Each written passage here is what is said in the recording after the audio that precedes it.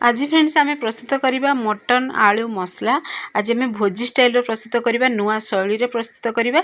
तो full video को watch करूँ पूरा ट्रिक से तो जानीपारे। तो चलतु लेट नक रेसिपी आज आम प्रस्तुत करवा। नमस्कार, जय जगन्नाथ फ्रेंड झिल्ली कुकिंग को आपण मानक अनेक अनेक स्वागत।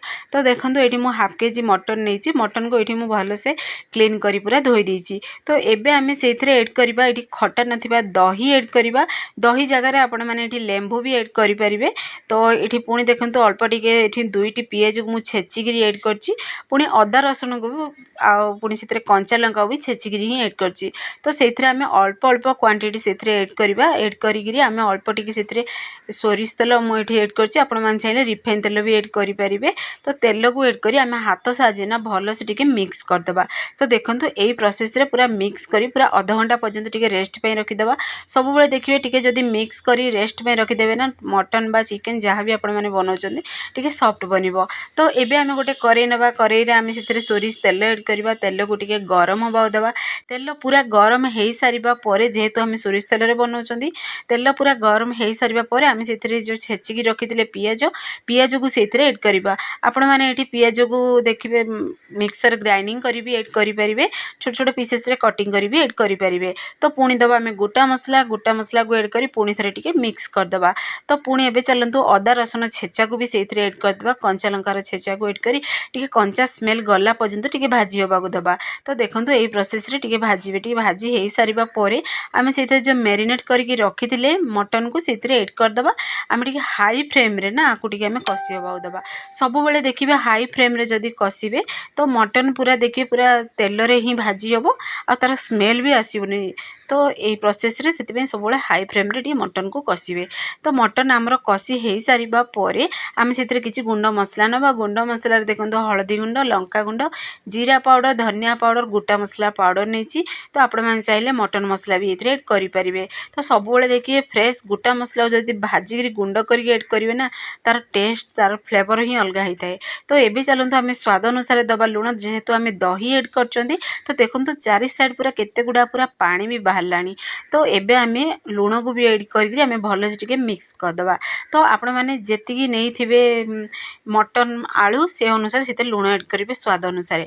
तो एबे जो आमे मसला को रखिथिले गुंड मसला रे पानी एड करी मसला देखो परफेक्टली पूरा फुली भी जाइए। आमे सेथिरे टिके गिना को क्लीन करी आमे पानी देदेबा। पुणी थरे टिके मिक्स करदबा। तो देखो यही प्रोसेस रे मिक्स करी मसला पूरा पानी आर पूरा सुखिला पर्यंत आमे पूरा कसिबा। तो मु मटन को केवल कसिबा ही अध घंटा टाइम लगी, जेहेतु आपको किसी समय रहीकि कसुली। तो ये आम ढक्कन को बंद करी पूरा स्लो आंसर पूरा 15-20 मिनिट पर्यंत ये कसिबा। 15-20 मिनिट पर आपण मानू बाहर कर देखा कभर को देखूँ परफेक्टली पूरा मटन टी आमर कषि भी सारी। जेहेतु करेन्ट नाई ना आपण मानू पूरा परफेक्टली कलर देखा जाउनी, किंतु बहुत बढ़िया पूरा कलर आसी।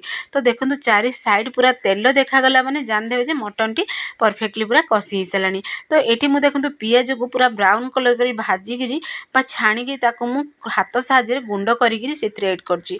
तो आपण मैंने चाहिए एड करेंगे ना स्किप करेंगे। किंतु देखिए मटन की चिकन रे जदि पियाज को पूरा ब्राउन कलर करके से एड करेंगे ना तो टेस्ट बढ़िया आसो आउ से कलर भी चेंज हो मटन बा चिकेन रो। तो एबे चलतु से आम एड करें, जेहेतु नुआ शैली प्रस्तुत कर। तो आम ये एड करवा टमाटो सॉस बड़ 2 चामच एड करवा। पुणी चिली सॉस एड करवा 2 चामच एड करवा। तो आपण मैंने चाहिए एड करेंगे ना स्किप भी करेंगे। किंतु देखिए एड करके देखते देखिए बहुत टेस्टी भी लगे। तो आपण मैंने चाहिए टमाटो ये मिक्सर ग्राइंडिंग करी भी एड करेंगे। जेहेतु मुझे टमाटो सॉस एड कर दही एड कर तो मुझे टमाटो ये एड करनी। तो देखो केते बढ़िया पूरा आम कषि भी हो सारा, पूरा तेल भी चारि साइड पूरा देखागला। तो मटन टी बहुत बढ़िया पूरा कषि हो सारा। तो यही समय आम एड करवा गरम गरम पानी एड करवा। तो आपण मैंने जी झोल रखा चाहिए से अनुसार पानी एड करेंगे। जेहेतु मटन पुणी सीझीब भी तो पानी टी आम अधिक ये एड करवा। तो देखो मु पूरा पतला टी रखी, जेहेतु मटन सीझीब। तो ये आम हाथ साहाଯ୍य ना भल से टिके मिक्स करदे ये प्रोसेस रे। तो देखिए बहुत सुंदर देखा। तो यही समय ना आम आलू एड करवा, जेहेतु मो सीझा आलू एड कर। तो मु आलू को मो अधिका समय कषिनी। तो देखिए जेहेतु सीझा आलू तो अधिका कषिया माने भांगी से मु आलू को केवल एड करके ढक्कन को ये बंद कर देछि। तो एबे आमे पूरा 20 ରୁ 30 मिनिट पर्यंत टिके स्लो आंच रे टिके मटन को सिझिबाक देबा 20 रु 30 मिनिट पर आपण मानक मु बाहर करके देखौची ढक्कन को लास्ट रे आमे अल्प टिके गोटा मसला पाउडर ऐड करबा कस्तूरी मेथी टिके हाथ साहाଯ୍य टिके क्रश करके ऐड करबा आपण मान चाहिले एठी धनिया पत्र भी छोट छोट पीसेस रे कटिंग करी ऐड करि परिबे। तो देखंतु मटन भी परफेक्टली पूरा सिझी भी गलानी बहुत गरम अछि एबे भी। तो आपण मन पाखरु भी देखौची केते बढ़िया पूरा कलर भी आसी। तो देखो जेहेतु आज टिके अंधारिया देखा करेन्ट नहीं तो टिके एडजस्ट करदेबे। तो बहुत बढ़िया भी बनी कलर भी बहुत बढ़िया पूरा कलर आसी। तो देखो पूरा पाखरु भी देखौची तो मटन भी परफेक्टली पूरा सिझी भी गलानी। तो फाइनली आमर आलू मटन रेसिपी प्रस्तुत हो सारी।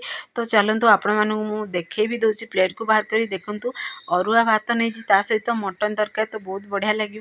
तो आपण मैंने घरे आपको निश्चय ट्राए करंतु केमती लगिला मते निश्चय कमेंट माध्यम जनइबे। तो आपन जदि वीडियो पसंद आसथिबो ताले सांग मानको शेयर करतु लाइक करतु चैनल जदि नुआ अछंती ताले चैनल को मोर सब्सक्राइब कर दिंतु बेल आइकन क्लिक कर दिंतु जहाँ फल सब वीडियो नोटिफिकेशन